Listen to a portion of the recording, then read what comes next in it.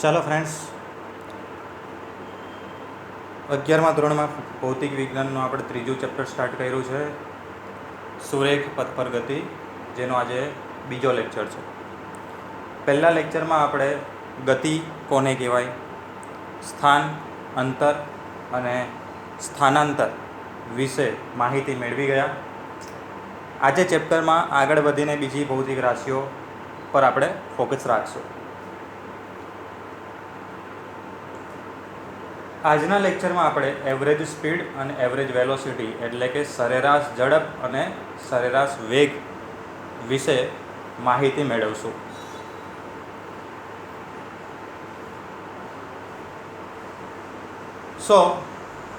આ શબ્દો બહુ કોમન છે, આપણે રોજિંદા જીવનમાં વાપરીએ છીએ. ઝડપ કે ભાઈ કોઈ વ્યક્તિએ ગતિ કરી કે કોઈ વાહને ગતિ કરી તો કેટલી ઝડપથી પસાર થયું, એટલે આ શબ્દ બહુ પ્રચલિત છે, આપણે એના વિશે જાણીએ છીએ. પણ જે ડેઇલી જીવનમાં આપણે ઉપયોગમાં લઈએ છીએ એના કરતાં અલગ રીતે ખરેખર મિનિંગ આજે સમજવાનો છે. સૌપ્રથમ આપણે ઝડપ વિશે વાત કરીએ. સરેરાશ ઝડપ. સરેરાશ ઝડપ કોને કહેવાય? તો પદાર્થે કાપેલા અંતર અને તે અંતર કાપવા માટે લીધેલા સમયગાળાના ગુણોત્તરને સરેરાશ ઝડપ કહેવાય છે. જ્યારે ગતિ થતી હોય ત્યારે પદાર્થ કંઈકનું કંઈક અંતર કાપશે, તો એ અંતર અને એ અંતર કાપવા માટે જેટલો પણ સમય લે એ કુલ સમયગાળાના ગુણોત્તરને સરેરાશ ઝડપ કહેવાય, જેનો સિમ્બોલ છે વી. અને આપણે સરેરાશ જ્યારે પણ લઈએ ત્યારે આપણે એને આ પ્રકારના કાઉન્સમાં લખવાનું રહે છે. ઉપર બાર પાડો તો પણ ચાલે, બટ આપણે એના કરતાં અલગ રીતે આ રીતે દર્શાવશું તો વધારે યોગ્ય રહેશે. એટલે વી સિમ્બોલ છે સરેરાશ ઝડપનો. અને સૂત્ર પ્રમાણે વાત કરીએ તો અંતર એટલે ઉપર ડિસ્ટન્સ અને છેદમાં સમય એટલે કે ટાઈમ. તો ઝડપ એટલે અંતર ભાગ્યા સમય. અને ભૌતિક વિજ્ઞાનમાં ઘણી બધી વાર આપણે વ્યાખ્યા આપશું કે નિયમ બનાવશું, છેદમાંથી બોલવાનું રાખવાનું, કારણ કે આખા નિયમો 3 કે 4 વાક્યના હોય તે યાદ રાખવા થોડાક અઘરા પડે. એના કરતાં આપણે સૂત્ર એનો ખ્યાલ હોય આપણને તો સૂત્ર પરથી આખો નિયમ અથવા તો વ્યાખ્યા બોલી શકીએ છીએ. જેમ કે અહીંયા બોલાશે કે ભાઈ એકમ સમયમાં, છેદમાં જે હોય તેને એકમ બોલવાનું, એકમ સમયમાં કાપેલા અંતરને સરેરાશ ઝડપ કહેવાય. ઓકે, એટલે બે રીતે વ્યાખ્યા કહી શકાય. કાપેલું અંતર અને તે માટે લીધેલા સમયનો ગુણોત્તર કહેશો, અથવા તો એકમ સમયમાં કાપેલો અંતર એને શું કહેવાય? સરેરાશ ઝડપ.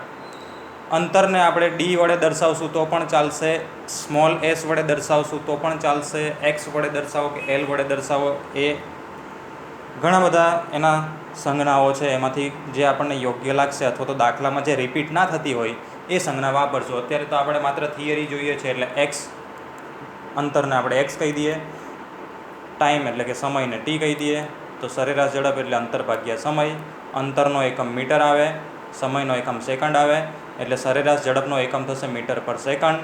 અને પારિમાણિક સૂત્ર થશે અંતરનું L1 અને સમયનું T1, એટલે ઉપર જશે તો T-1, એટલે આ થયું પારિમાણિક સૂત્ર અને આ એકમ. ઓકે, તો સરેરાશ ઝડપ એટલે એકમ સમયમાં કાપેલું અંતર, જેનો એકમ અને પારિમાણિક સૂત્ર છે. પોઝ કરીને તમારે નોટ ડાઉન કરવું હોય તો કરી લેજો. હવે નેક્સ્ટ જે આપણે સમજવાનો છે તે છે સરેરાશ વેગ, એવરેજ વેલોસિટી એટલે કે સરેરાશ વેગ. આનો પણ સિમ્બોલ વી જ છે. વેલોસિટી માટે વી એટલે આપણે સરેરાશ ઝડપમાં પણ વી જ લીધેલો છે અને વેગમાં પણ વી જ લીધેલો છે. ઘણા કેસમાં આ બંને વચ્ચે કંઈ ડિફરન્સ નહીં હોય, પણ અમુક કેસોમાં હોય છે ડિફરન્સ. અને શું ડિફરન્સ હશે તે આપણે આજે એક્ઝામ્પલ જોશું તો તમને વધારે આઈડિયા આવશે. બટ અત્યારે આપણે સિમ્બોલ પર મગજમારી નથી કરતા. સિમ્બોલ આપણે બંનેનો સ્પીડ હોય કે વેલોસિટી એને એક જ સિમ્બોલથી દર્શાવીએ છીએ, સરેરાશ વેગ. હવે આમાં શું આવશે તો પદાર્થે કરેલા સ્થાનાંતર અને તે સ્થાનાંતર કરવા માટે લીધેલા સમયના ગુણોત્તરને, પહેલામાં અંતર અને સમયના ગુણોત્તરને, આમાં સ્થાનાંતર અને સમયના ગુણોત્તરને. આને આ રીતે પણ બોલી શકાય કે એકમ સમયમાં કરેલા સ્થાનાંતરને સરેરાશ વેગ કહેવાય. સ્થાનાંતર એટલે સ્થાનમાં થતો ફેરફાર, એને પણ તમારે ડેલ્ટા એક્સ કહેવો હોય તો ડેલ્ટા એક્સ અને એક્સ કહેવો હોય તો એક્સ છેદમાં ટાઈમ. સ્થાનાંતર પણ એનો એસઆઈ એકમ આવશે મીટર, સમયનો એકમ સેકન્ડ, એટલે આનો એકમ પણ મીટર પર સેકન્ડ આવશે. પારિમાણિક સૂત્ર એ જ આવશે જે ઝડપનું હતું. એટલે એકમ અને પારિમાણિક સૂત્ર સરખા છે, બંનેના મીટર પર સેકન્ડ જ છે. પારિમાણિક સૂત્ર L1 T-1 જ છે, બટ સૂત્ર અને વ્યાખ્યા અલગ છે. સૂત્રમાં જો વેગ હોય તો સ્થાનાંતર લેવાનું છે, ઝડપ હોય તો અંતર લેવાનું છે. ઓકે, અને એ જ પ્રમાણે વ્યાખ્યામાં પણ તમારો ફરક પડશે. તો આપણે આગલા લેક્ચરમાં ઓલરેડી ડિસ્કસ કરી ગયેલા છે કોના વિશે, અંતર અને સ્થાનાંતર વચ્ચેનો તફાવત બહુ બારીકાઈથી જાણી ગયેલા છીએ.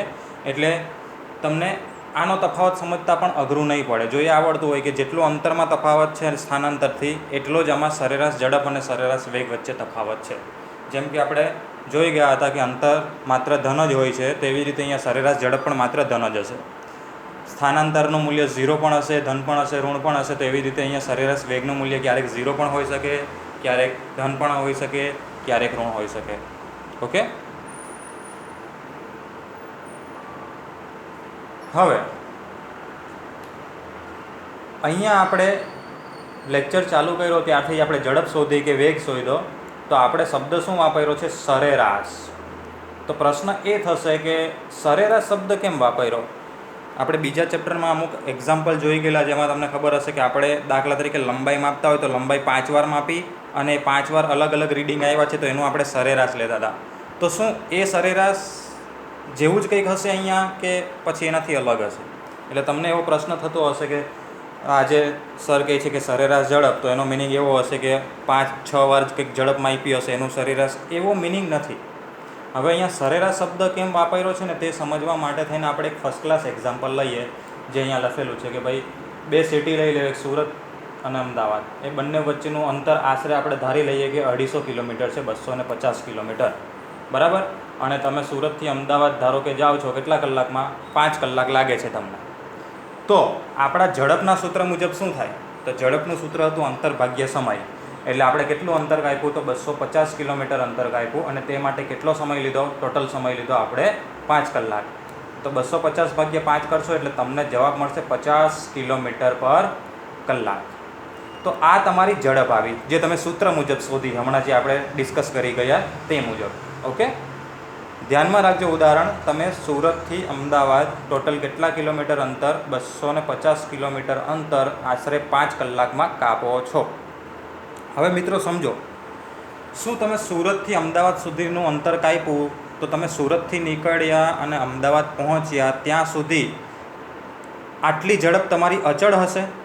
એટલે કે તમારી કાર હશે, એમાં શું તમારો ઝડપનો કાંટો 50 પર ફિક્સ હતો? તો તમે કહેશો કે ના. તમે જેવા ઘરેથી નીકળશો, બરાબર છે, એટલે તમારી ઝડપ ધીમે ધીમે વધશે.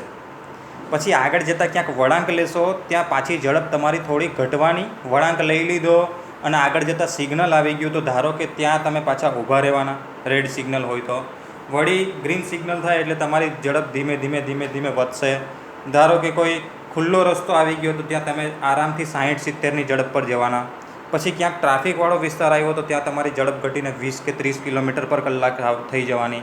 ઓકે, સો આ રીતે તમે સુરતથી અમદાવાદ સુધી પહોંચશો ત્યાં સુધી તમારી ઝડપ તો કન્ટિન્યુઅસલી બદલાયા જ કરે છે. ક્યાંક ટ્રાફિક હશે, ક્યાંક ખુલ્લો રોડ હશે, ક્યાંક તમારે પેટ્રોલ પંપ પર ઊભા રહેવું પડશે, કદાચ નાસ્તો કરવા માટે કોઈ હોટલ પર ઊભા રહેવું, વગેરે વગેરે. સો આ દરમિયાન તમારી ઝડપ અચળ રહેતી નથી, એટલે બદલાયા કરે છે. ક્યાંક 20 હશે, ક્યાંક 30 હશે, ક્યાંક 50 હશે, ક્યાંક 70 હશે, ક્યારેક 90 હશે. તો તમે જોશો કે અહીંયા એકંદરે તો શું મળ્યું આપણને આ સૂત્ર મુજબ? તો આપણે જેટલી પણ ઝડપો વચ્ચે જોઈ એ બધાનું એક રીતે સરેરાશ મળ્યું કે ભાઈ તમે આશરે કેટલું અંતર કાપ્યું? તો 250 કિલોમીટર અંતર કાપ્યું અને એના માટે કેટલો સમયગાળો લીધો? ટોટલ 5 કલાક. તો આશરે તમે આ 250 કિલોમીટર અંતર કાપવા માટે કેટલા 50 કિલોમીટર પર કલાકની ઝડપે આવેલા હોવા જોઈએ આશરે. એટલે એક રીતે જોવા જતાં પેલી બધી ઝડપ જે હતી અલગ અલગ, આપણે સુરતથી અમદાવાદ સુધી પહોંચ્યા તે દરમિયાન વચ્ચેના ગાળામાં, એ બધાનું એક રીતનું સરેરાશ મૂલ્ય મળ્યું આ. બરાબર છે. માટે આપણે આ સૂત્રમાં કુલ સમયગાળો લઈએ છીએ અને કુલ અંતર લઈએ છીએ, એટલે આપણે સરેરાશ શબ્દ વાપરીએ છીએ. એક્ઝેક્ટલી એવું જ સરેરાશ વેગમાં પણ છે. બરાબર છે. એમાં તમારે કુલ સ્થાનાંતર લેવાનું હોય અને છેદમાં સમયગાળો લેવો. બરાબર છે. તો તે દરમિયાન તમને એ બે બિંદુ વચ્ચેની સરેરાશ વેગ આપશે, જેવી રીતે આમાં સરેરાશ ઝડપ મળેલી છે. એટલે સરેરાશ શબ્દ વાપરવાનો મિનિંગ આપણો અહીંયા આ છે, એટલે કન્ફ્યુઝ થતા નહીં.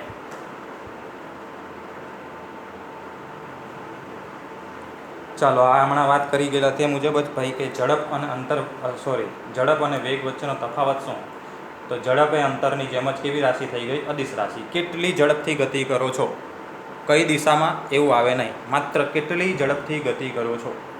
અને એ જ રીતે વેગ, તો વેગ એ સ્થાનાંતરની જેમ સદિશ રાશિ છે. તમે વેગ કહેશો તો કેટલો વેગ છે અને કઈ દિશામાં ગતિ કરો છો એ પણ કહેવાનું કે ભાઈ આટલે આ વેગથી ગતિ કરી, પણ કઈ દિશામાં છે તમારો વેગ.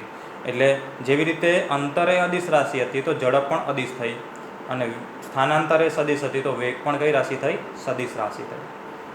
આગળ વાત કરી તે મુજબ કે ઝડપનું મૂલ્ય અંતરની જેમ ધન જ મળશે, જ્યારે વેગનું મૂલ્ય ધન પણ હશે, ઋણ પણ હશે, શૂન્ય પણ હશે. તો જેટલો તફાવત પહેલાંમાં હતો એટલો જ તફાવત આમાં. તમને ખબર હશે કે અંતરે સ્થાનાંતર જેટલું મળે અથવા તો તેનાથી વધારે મળે, તો અહીંયા પણ એવું જ, ઝડપે વેગ જેટલી મળે અથવા તો તેનાથી વધારે મળે, એનાથી ઓછી નહીં હોય. ઓકે, એટલે વેગનું મૂલ્ય ક્યારેય ઝડપના મૂલ્ય કરતાં વધારે નહીં હોય. હા, ઝડપનું મૂલ્ય વેગના મૂલ્ય કરતાં વધારે હોઈ શકે અને બંનેનું મૂલ્ય સરખું પણ હોઈ શકે, પણ ક્યારેય વેગ વધારે નહીં હોય ઝડપ કરતાં. આજે બધા પોઈન્ટ્સ બોલું છું તે જો સ્લાઇડમાં ના હોય તો તમારે અલગથી નોટ ડાઉન કરવા હોય તો કરતા રહેજો. હવે આપણે ટોટલ 4 ભૌતિક રાશિઓ વિશે અભ્યાસ કરી ગયા: અંતર, સ્થાનાંતર, ઝડપ અને વેગ. તો એને રિલેટેડ એક્ઝામ્પલ લઈ લઈએ તો તમને જે એના કન્સેપ્ટ જે છે તે વધારે ક્લિયર થાય. તો સૌ પ્રથમ એક્ઝામ્પલ, એક વ્યક્તિ ટોટલ 30 મિનિટ સમયગાળો આપી દીધેલો છે કે 30 મિનિટમાં સૌ પ્રથમ કઈ દિશામાં? ઉત્તર દિશામાં કેટલા કિલોમીટર? 3 કિલોમીટર. ત્યારબાદ પૂર્વ દિશામાં કેટલા કિલોમીટર? 2 કિલોમીટર. અને પછી દક્ષિણ દિશામાં કેટલા કિલોમીટર? 6 કિલોમીટર ચાલે છે. એટલે કોઈ વ્યક્તિ ચાલવા નીકળો, પ્રથમ ઉત્તર દિશામાં જાય છે, પછી પૂર્વ દિશામાં જાય છે અને પછી દક્ષિણ દિશામાં. તો આ દરમિયાન તેની સરેરાશ ઝડપ અને સરેરાશ વેગ શોધો. ચાલો, હવે અહીંયા દિશાઓ આપેલી છે એટલે તમને દિશા નક્કી કરતાં આવડવું જોઈએ. તમે 9મા 10મા અથવા તો માધ્યમિક અથવા તો પ્રાથમિકમાં હશો ત્યારે સામાજિક વિજ્ઞાનમાં નકશાઓ આવતા હતા. તો તમે નકશાને બારીકાઈથી જોયા હોય તો હંમેશા ઉપર ઉત્તર દિશા આવતી હતી, નીચે દક્ષિણ હોય, એની સામે તો દક્ષિણ જ હોય એવું તો ખબર છે ને. એટલે ઉપરની દિશા ઉત્તર દિશા એટલે નોર્થ, આ બાજુ દક્ષિણ એટલે સાઉથ, જમણી બાજુ ઈસ્ટ એટલે કે પૂર્વ, અને ડાબી બાજુ પશ્ચિમ એટલે કે વેસ્ટ. તમે જો ભારતનો નકશો યાદ કરો તો આપણે ગુજરાત આ બાજુ આવે, આ વેસ્ટ બાજુ પશ્ચિમ ભારત કહેવાય આપણો જે વિસ્તાર જે છે તે. એટલે એકવાર તમને આ દિશા વિશે થોડોક આઈડિયા હોવો જોઈએ. આપણે 11મા અને 12મા ધોરણમાં ઘણીવાર દિશાઓ નક્કી કરવા માટે આ પ્રમાણે ઉત્તર દક્ષિણ અને પૂર્વ પશ્ચિમ લેતા આવડવું જોઈએ. તો ઉપર ઉત્તર, નીચે દક્ષિણ, આ બાજુ પૂર્વ, આ બાજુ પશ્ચિમ. હવે આપણે ગતિ ચાલુ કરવાની છે, આપણે ચાલવાનો છે. તો આપણે ઉગમ બિંદુ પર જ ઊભા રહી જાઓ જ્યાં યામ છેદે છે, બરાબર છે. સો અહીંયા ઊભા રહી જઈએ.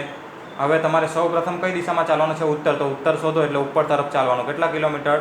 3 કિલોમીટર. એટલે જો આ તમને લાઈન દેખાતી હશે, અહીંયા 3 દોરેલા છે. 3 કિલોમીટર હું ઉપર તરફ ગતિ કરું છું, બરાબર, ઉત્તર તરફ. હવે અહીંયા ઊભા રહી જાઓ. હવે તમે રકમ વાંચો, કઈ દિશામાં ચાલવાનું છે? પૂર્વ તરફ. કેટલા કિલોમીટર? 2 કિલોમીટર. એટલે અહીંયાથી 2 કિલોમીટર કઈ દિશામાં ચાલો? પૂર્વ તરફ ચાલો. એટલે આ 2 કિલોમીટર પૂર્વ તરફ ચાલો. હવે ત્યાં ઊભા રહો. હવે કઈ દિશામાં જવાનું છે? દક્ષિણ દિશામાં. કેટલા કિલોમીટર? 6 કિલોમીટર. સો દક્ષિણ દિશા એટલે નીચે તરફ 6 કિલોમીટર ઉતરી જાઓ. ઓકે, એટલે આ જે બ્લેક કલરથી જે લાઈન દેખાય છે તે તમારો રસ્તો થયો. તમે અહીંયાથી 3 કિલોમીટર ઉત્તર તરફ ગયા, પછી પૂર્વ તરફ 2 કિલોમીટર આવ્યા, અને ત્યારબાદ દક્ષિણ તરફ કેટલા કિલોમીટર આવ્યા? 6 કિલોમીટર આવ્યા. અહીંયા બધા લખેલા છે આંકડાઓ. તો આ દરમિયાન તમારે શું શોધવાનું છે? સરેરાશ ઝડપ અને સરેરાશ વેગ. તો હમણાં જોઈ ગયા તે મુજબ સૂત્ર યાદ કરો. સરેરાશ ઝડપમાં શું હતું? અંતર હતું, અને વેગમાં શું હતું? સ્થાનાંતર. એટલે તમારે આમાં અંતર અને સ્થાનાંતર શોધવા જ પડશે પહેલાં, તો જ તમે શું શોધી શકશો? ઝડપ અને વેગ. તો પહેલાં એક કામ કરીએ, અંતર શોધીએ. બધાને જ ખબર છે અંતર એટલે માર્ગની લંબાઈ. એટલે આપણે કયા રસ્તે ચાલ્યા? તો ઉપર ગયા 3 કિલોમીટર વત્તા 2 કિલોમીટર એટલે 5, 5 ને નીચે આવ્યા 6 એટલે 5 ને 6 11 કિલોમીટર. એટલે આપણે કાપેલું કુલ અંતર કેટલા કિલોમીટર આવ્યું? 11 કિલોમીટર આવ્યું. ઇઝી. હવે અંતર શોધાઈ ગયું. હવે તમારે સ્થાનાંતર શોધવાનું. મેં તમને શું કીધેલું? સ્થાનાંતર એટલે સ્થાનમાં થતો ફેરફાર, અંતિમ સ્થાન ઓછા પ્રારંભિક સ્થાન. હવે અહીંયા આપણે સ્થાન તો દર્શાવ્યા નથી, પણ આપણને ખબર છે કે શરૂઆત તમે અહીંયાથી કરેલી છે, પ્રારંભમાં અહીંયાથી, અને છેલ્લે ક્યાં પહોંચો છો? અહીંયા. અંતિમ સ્થાન તમારું અહીંયા છે. ઓકે. તો સ્થાનાંતર એટલે આકૃતિમાં મેં તમને શું સમજાવેલું? શોર્ટકટ રસ્તો, એટલે કે આ જે રેડ કલરથી દેખાય છે તે શોર્ટકટ, સીધો માર્ગ, એ તમારે શોધવાનો. હવે એ શોધવા માટે તમને થોડી ભૂમિતિ આવડવી જોઈએ. એક કામ કરીએ આપણે, આ 2 કિલોમીટર છે, તો એક કામ કરીએ, ત્રિકોણથી અહીંયા આ તમને આડી લાઈન દેખાય, સો અહીંયા એક લાઈન દોરી દો. એટલે આ શું બની ગયું? કાટકોણ ત્રિકોણ બની ગયો. દેખાય છે? ઓકે. હવે આ કાટકોણ ત્રિકોણમાં આ બાજુની લંબાઈ કેટલી? તો તમે કહેશો કે આ 2 છે, તો અહીંયા પણ 2 જ આવે, એટલે આ બાજુની લંબાઈ છે 2. આ બાજુની લંબાઈ કેટલી? જો આ બતાવું છું એટલી જ માત્ર. સો કુલ 6 છે. જો આ 6 છે, કુલ 6 છે. એમાંથી આ કેટલા છે? 3. તો આ કુલ 6માંથી આ 3 બાદ કરો તો આ કેટલા મળે? 3. સો આ બાજુની લંબાઈ 3 આવશે અને આ બાજુની લંબાઈ 2. તમને ખબર છે કે કર્ણ શોધવાનો છે. આ કર્ણ છે. કર્ણ શોધવો હોય તો પાયથાગોરસના પ્રમેય મુજબ કર્ણનો વર્ગ એટલે આ બંનેના વર્ગનો સરવાળો, એટલે આનો વર્ગ 2નો વર્ગ એટલે કેટલા? 4. અને આ 3નો વર્ગ કેટલા? 9. 9 ને 4 કેટલા થાય? 13. એટલે કર્ણનો વર્ગ એટલે 13નો વર્ગ. બંને બાજુ વર્ગમૂળ કાઢો તો 13નું વર્ગમૂળ આવશે 3.60 કિલોમીટર. એટલે તમને સ્થાનાંતર મળી ગયું. આ ભાઈ સ્થાનાંતર કેટલું મળ્યું? 3.60 કિલોમીટર. ચાલો, અંતર અને સ્થાનાંતર શોધી કાઢેલું છે. સમયગાળો કેટલો લેવાનો છે આપણે? 30 મિનિટ. તો હવે ઝડપ અને વેગ શોધી શકીએ. સરેરાશ ઝડપ. ઝડપમાં શું લેવાનું? અંતર ભાગ્યા સમય, એટલે અંતર 11 કિલોમીટર અને આ 30 મિનિટ. 30 મિનિટ એટલે અડધો કલાક થાય. તો આપણે કલાકમાં લઈએ તો 0.5 કલાક, એટલે 11 ભાગ્યા 0.5 કરો કેલ્ક્યુલેટરમાં તો 22 કિલોમીટર પર કલાક આવે. એટલે આપણને સરેરાશ ઝડપ મળી ગઈ. સરેરાશ ઝડપ આપણી આવી 22 કિલોમીટર પર કલાક. હવે સરેરાશ વેગ શોધવો હોય તો વેગનું સૂત્ર ખબર હોવી જોઈએ. સ્થાનાંતર લેવાનું છે. જો અહીંયા સિમ્બોલ મેં અલગ અલગ લીધા, જોયું? અંતરનો સિમ્બોલ શું લઈ લીધો?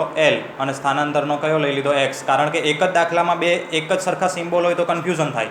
અહીંયા પણ તમે x લખો, અહીંયા પણ x લખો, તો બંને વાર કદાચ એવું બને કે સ્થાનાંતર લખાઈ જાય, અથવા તો બંને વાર તમારોથી અંતર લખાઈ જાય.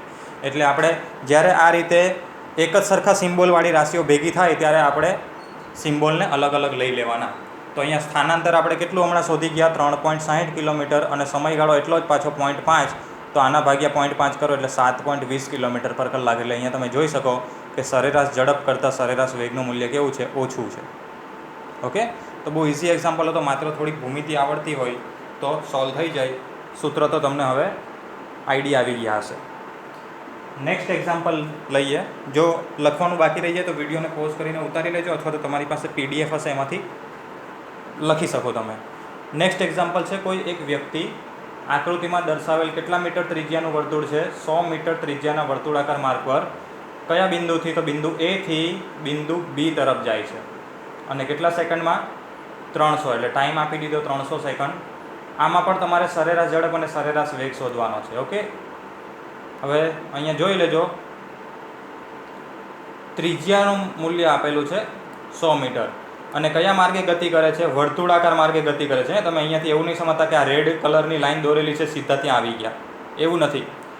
આકૃતિમાં બતાવેલું છે કે વર્તુળાકાર માર્ગે, તો વર્તુળાકાર માર્ગ આ રહ્યો, જો બતાવેલો છે, એટલે આ માર્ગે ગતિ કરે છે. અહીંયા પહેલાં A પર હતો વ્યક્તિ, આ વર્તુળાકાર માર્ગે ગતિ કરીને ક્યાં આવે છે? B પર આવે છે. તમારે શું શોધવાનું? પહેલાં ઝડપ શોધવા માટે અંતર શોધવું પડશે, અને વેગ શોધવા માટે સ્થાનાંતર શોધવું પડશે. તો ચાલો પહેલાં અંતર શોધીએ. હવે અંતર એટલે જોઈ લો તમે, અંતર એટલે આ વર્તુળનો ચાપ થશે. આખું વર્તુળ આપણે વિચારી શકીએ, હું જે અત્યારે બતાવું છું તે આખું વર્તુળ વિચારી શકીએ. તો A થી B સુધીનો ચાપ થશે. ભલે મોટો છે પણ ચાપ. તમને ચાપ વિશે તો ખબર છે ને? ચાપનું મૂલ્ય નાનું પણ હોય, મોટું પણ હોય. પણ આપણે વર્તુળ, આખું વર્તુળ ના શોધવું હોય, એની જગ્યાએ એમાં કોઈ કટકો શોધવો હોય તો એને શું કહેવાય? આપણે ચાપ કહીએ છીએ. તો આપણે અંતર એટલે ચાપની લંબાઈ શોધવાની છે. અને બીજા ચેપ્ટર ચલાવતી વખતે મેં તમને કીધેલું હતું કે આપણું આ સૂત્ર જે છે તે 11 અને 12મા ધોરણમાં બહુ વધારે વાર ઉપયોગમાં લેવામાં આવે છે. ચાપનું સૂત્ર શું છે? R × θ, જ્યાં θ એટલે આ ચાપે જે ખૂણો બનાવેલો હશે તે, અને R એટલે ત્રિજ્યા. તો આપણને ત્રિજ્યા તો ખબર જ છે કે 100 મીટર. તો આપણે મૂકી દઈએ ચાપના સૂત્રમાં R બરાબર કેટલા મૂક્યા? 100. હવે θ કેટલો? તો સમજજો, અહીંયા આ ચાર લાઈન એ જ રીતે દોરેલી છે કે જેથી તમને એક્ઝેક્ટલી આઈડિયા આવે કે આ 90 ડિગ્રી થાય. 90 ડિગ્રી બોલું છું. આપણે અંતર શોધવાનું છે. આ ખૂણો છે, ખૂણાનો એસઆઈ એકમ રેડિયન આવે, નહીં કે ડિગ્રી. એટલે જેવું આપણે બીજા ચેપ્ટરમાં દ્રષ્ટિ સ્થાન ભેદના દાખલાઓમાં કરતા હતા, કંઈક એવું જ કરવાનું રહેશે અહીંયા. કે પહેલા તમને ધારો કે ડિગ્રીમાં મળ્યો તો એને રેડિયનમાં ફેરવવાનો, પણ એના કરતાં એક અલ્ટરનેટિવ મેથડ છે. જોજો, સાંભળજો ધ્યાનથી. 90 ડિગ્રી એક્ચ્યુઅલી પાઈ ની વેલ્યુ કેટલી થાય? 180 થાય. 180 ભાગ્યા કેટલા કરવાથી 90 આવે? તો 2 કરવાથી. તો એક કામ કરીએ કે π/2 લઈએ. π/2 તો પાઈ એટલે કેટલા? 180 ભાગ્યા 2 એટલે કેટલા થઈ ગયા? 90. એટલે એક્ચ્યુઅલી જોવા જઈએ તો આ π/2 છે. બરાબર છે? એટલે તમે ડિગ્રીમાં કહો તો આ 90 ડિગ્રી, પણ જો પાઈમાં રેડિયનમાં વાત કરો તો આ કેટલા થાય છે? π/2 થાય. ચાલો, આ π/2, આ બીજા π/2 અને આ ત્રીજા π/2. એટલે કેટલી વાર π/2? 3 વાર π/2. હવે આમાંથી સરળતા ક્યાં રહેશે તમને? કે પાઈ બરાબર ડાયરેક્ટ 3.14 મૂકો એટલે તમારે પેલા સૂત્ર વાપરવાની જરૂર નથી કે આના બરાબર આટલા રેડિયન થાય તો આના બરાબર કેટલા, એવા વાપરવાની કોઈ જરૂર નથી. આ સીધું તમે અહીંયા 3.14 મૂકશો એટલે જવાબ કેમાં આવશે? તમારો એસઆઈ એકમમાં જ આવશે. ઓકે, એટલે આપણો આ ટોટલ ખૂણો કેટલો બન્યો? તો 3π/2. એટલે 100 ગુણ્યા 300, આ 100 ગુણ્યા 3 એટલે 300/2 અંશમાં પાઈ. એટલે આપણું અંતર આવ્યું 300 પાઈના છેદમાં 2. અમુક લોકોને આ પાઈ રાખવો ના ગમતો હોય તો પાઈ બરાબર 3.14 મૂકીને આગળ હજુ જવાબ લઈ આવો. ઓકે, પણ એનાથી કોઈ ફરક પડવાનો નથી. તમે આ જવાબ લખો તો પણ ચાલે અને પેલો લખો તો પણ ચાલે. ચાલો, હવે બીજું શું શોધીએ? આપણે સ્થાનાંતર શોધીએ. અંતર શોધવાનો ખ્યાલ આવી ગયો ને? આખો ચાપ શોધવાનો છે એટલે આપણે બીજા ચેપ્ટરમાં યુઝ કરેલું તે સૂત્ર વાપરવાનું. હવે સ્થાનાંતર એટલે તો આપણને ખબર જ છે કે શોર્ટકટ. અને જે અગેન પાછું શું બનાવે છે? કાટકોણ ત્રિકોણ બનાવે છે. જેમાં આ બાજુ એટલે ત્રિજ્યા થઈ, આ બાજુ એટલે પણ ત્રિજ્યા થઈ, અને આ થયો કર્ણ. એટલે કર્ણ એટલે બે બાજુના વર્ગનો સરવાળાનો વર્ગમૂળ. એટલે આ ત્રિજ્યા કેટલી છે? 100 મીટર. તો 100 નો વર્ગ વત્તા 100 નો વર્ગ. 100 નો વર્ગ વત્તા 100 નો વર્ગ એટલે કેટલી વાર 100 નો વર્ગ? 2 વાર 100 નો વર્ગ. હવે એનું વર્ગમૂળ કાઢો. 2 વાર 100 નો વર્ગ. તો 2 નું વર્ગમૂળ એટલે √2 અને 100 ના વર્ગનું વર્ગમૂળ એટલે 100. ઓકે, અને જો કેલ્ક્યુલેટર થી તમે કરતા હોય કે આને 10000 લખતા હોય અને 10000 ટોટલ 20000 થાય અને પછી વર્ગમૂળ, તો એક કામ કરો, એ આંકડો તમે જોઈ લો અને 100 ગુણ્યા વર્ગમૂળમાં 2 કરીને જોઈ લો. બંને જવાબ સરખા જ આવશે. ઓકે, એટલે જવાબ તો ઘણી બધી રીતે લખી શકાય. તમને પોઈન્ટમાં યોગ્ય લાગતું હોય, ભાઈ કેલ્ક્યુલેટરનો ઉપયોગ વધારે સારો લાગતો હોય તમને, તો કેલ્ક્યુલેટર થી કરો, પોઈન્ટમાં જવાબ લાવો, જવાબ તો સાચા જ આવશે. તો આપણને સ્થાનાંતર મળ્યું 100 ગુણ્યા વર્ગમૂળમાં 2 અને આપણો ચાપ એટલે કે અંતર મળ્યો AB બરાબર 300 પાઈના છેદમાં 2. હવે આપણે સરેરાશ ઝડપ અને સરેરાશ વેગ શોધીએ. તો સરેરાશ ઝડપનું સૂત્ર શું હતું? સરેરાશ ઝડપનું સૂત્ર હતું અંતર ભાગ્યા સમય. એટલે આપણે અંતર એટલે ચાપ AB ની લંબાઈ મૂકી દીધી 300 પાઈના છેદમાં 2 ભાગ્યા સમય. રકમમાં જોયું સમય કેટલા સેકન્ડ છે? 300. 300 કેન્સલ એટલે π/2 મીટર પર સેકન્ડ. એટલે ઉડાડવામાં સારું પડે છે એટલે મેં એને એ જ રીતે રહેવા દીધેલું. હવે તમે ધારો કે પોઈન્ટમાં કર્યો હશે તો તમારે અહીંયા સમય વડે ભાગીને પાછો આંકડાવાળો જવાબ લાવવો પડે. હવે એ તો તમારી ઈચ્છા, તમે જે પણ જવાબ લાવો π/2 કરશો તમારો જવાબ લાવશે, બંને સેમ જ આવશે. વેગ શોધીએ. વેગ એટલે સ્થાનાંતરના છેદમાં સમય. સ્થાનાંતર આવેલું 100 √2 છેદમાં 300. પાછા કેન્સલ કરો એટલે છેદમાં 3 આવશે √2 એટલે √2/3 મીટર પર સેકન્ડ. આ જવાબ લખો કે પોઈન્ટમાં લખો, બંને જવાબ સાચા. એટલે સરેરાશ ઝડપ પણ મળી ગઈ, સરેરાશ વેગ પણ આપણને મળી ગયો. Next example. આકૃતિમાં દર્શાવ્યા પ્રમાણે કોઈ એક વ્યક્તિ 100 મીટર ત્રિજ્યાના વર્તુળાકાર માર્ગ પર A થી B સુધીનું અંતર કેટલા સેકન્ડમાં કાપે છે? 30 સેકન્ડમાં કાપે છે. તો આ દરમિયાન તેની સરેરાશ ઝડપ અને સરેરાશ વેગ શોધો. તમને એવું લાગતું હશે કે આગળના એક્ઝામ્પલમાં આમાં શું ફરક છે? તો ફરક એ છે કે આગળના એક્ઝામ્પલમાં A થી B જે આપેલું હતું તે કંઈક આવું આપેલું હતું કે જે એક્ઝેક્ટલી કેટલા ડિગ્રી પર આવતા હતા? 90 ડિગ્રી પર આપણને વ્યવસ્થિત મળતો હતો. પણ આમાં A થી B જો અહીંયા આપી દીધેલું છે, A થી B, અને આ ખૂણો જે અહીંયા બનાવે છે તે આપણને આપી દીધો 60. પેલામાં આપણને ખૂણો જાતે આવડી જાય હતો કે ભાઈ 90 + 90 + 90 એ રીતે આવડી જતો હતો. પણ આમાં એક્ઝેક્ટ 90 ડિગ્રી નથી, એનાથી ઓછો છે એટલે ખૂણો આપી દેવામાં આવ્યો 60 ડિગ્રી. અને આ અંતર કાપ્યું કેટલું? A થી B સુધી. હવે ફરી પાછા ઝડપ અને વેગ શોધવા માટે તમારે શું શોધવું પડશે? અંતર અને સ્થાનાંતર. તો આગલા દાખલા પ્રમાણે અંતર એટલે ચાપ, ચાપ એટલે r θ, r એટલે ત્રિજ્યા કેટલા મીટર? 100 અને θ 60 ડિગ્રી. વળી પાછી પહેલી મેથડ કરો, આ 60 ડિગ્રી પણ એવી છે કે જે 180 ને ભાગવાથી આવી જાય. 180 ભાગ્યા કેટલા કરો તો 60 આવે? 3. 180 ભાગ્યા 3 કરો, 3 × 18 થાય ને. એટલે એક્ચ્યુઅલી આ 60 ડિગ્રી છે એની જગ્યાએ π/3 લખાય. તો થીટા ની જગ્યાએ શું લખેલું છે? π/3. 100 × π/3 એટલે કેટલા થાય? 100 π/3. એટલે આપણને ચાપની લંબાઈ મળી ગઈ. આ જે ચાપ છે એટલે કે અંતર, આટલું અંતર જે કાપ્યું તે 100π/3. ઓકે. ત્યારબાદ સ્થાનાંતર. હવે અહીંયા સ્થાનાંતર કઈ રીતે શોધશું? સ્થાનાંતર એટલે આપણને ખબર તો છે, આ પણ આમાં પાયથાગોરસ વપરાય એવું છે નહીં, કારણ કે કાટકોણ ત્રિકોણ તો બનતો નથી. બટ આ બાજુ એટલે ત્રિજ્યા થઈ, આ બાજુ એટલે પણ ત્રિજ્યા થઈ. બંને કેટલા મીટર? 100 મીટર. એટલે આ બાજુની લંબાઈ 100 મીટર, આ બાજુની લંબાઈ 100 મીટર અને ખૂણો કેટલા ડિગ્રી બને? 60 ડિગ્રી. તો જો તમને સમબાજુ ત્રિકોણની લાક્ષણિકતા ખબર હોય, ગણિતમાં ભૂમિતિમાં આવતું હતું, તો સમબાજુ ત્રિકોણમાં બધી બાજુઓ સરખી હોય અને ખૂણા કેટલા ડિગ્રીના હોય? 60 ડિગ્રીના હોય. તો આ કંઈક એવું છે, આમાં જો બે બાજુ સરખી છે અને ખૂણો 60 છે એટલે ત્રીજી બાજુ સરખી જશે. એટલે એક્ચ્યુઅલી આ આખો જે બન્યો તે કયો ત્રિકોણ બન્યો? તમારો સમબાજુ ત્રિકોણ બન્યો. હવે સમબાજુ ત્રિકોણ કોને કહેવાય?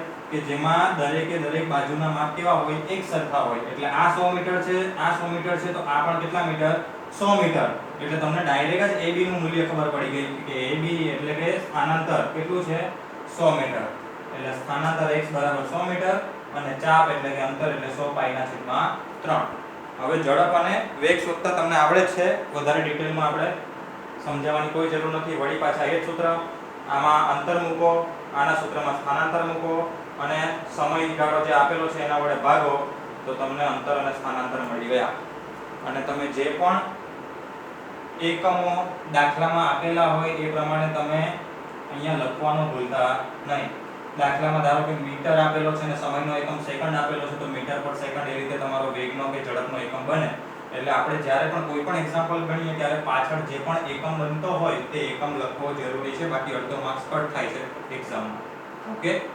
માટે જે પણ રાશિ તમે શોધો એનો એકમ જે તે આવતો હોય, તમે ફેરવ્યો હોય, ધારો કે મીટરને સેન્ટીમીટરમાં ફેરવ્યો હોય તો પછી સેન્ટીમીટર પર સેકન્ડમાં જવાબ આવ્યો હોય તો એ પ્રમાણે એકમ લખો, પણ લખવાનું ભૂલવાનું નહીં. છેલ્લા જવાબને હંમેશા એકમ સહિત જ લખવો. ઓકે. તો આજે આપણે ત્રણેક એક્ઝામ્પલ જોયા કે જેમાં આપણે સરેરાશ ઝડપ, સરેરાશ વેગ શોધ્યા, બરાબર છે. પણ આ શોધવા માટે આપણને કમ્પલસરી અંતર અને અંતર અને સ્થાનાંતર શોધવા પડ્યા. એટલે તમારો જે આગલા લેક્ચરનો કન્સેપ્ટ હતો અંતર અને સ્થાનાંતરનો, એ પણ એક પ્રકારનો તમારો અહીંયા રિવિઝન થઈ ગયો કહેવાય કે હવે તમને અંતર અને સ્થાનાંતર શોધવાના દાખલા હોય તો આવડે, અને ઝડપ અને વેગ શોધવાના દાખલા હોય, સરેરાશ ઝડપ અને સરેરાશ વેગ, તો પણ આવડે. ઓકે. સો બાકીના એક્ઝામ્પલ તમારે એસાઇનમેન્ટમાંથી અથવા તો કોઈ તમારી પાસે કોઈ પણ પ્રકારનું સામાયિક હોય એમાંથી જોઈને સોર્ટ આઉટ કરવાની કોશિશ કરવાની. જેટલા વધારે એક્ઝામ્પલ સોલ્વ કરશો તમારો કન્ટેન્ટ એટલું વધારે પાક્કું થશે.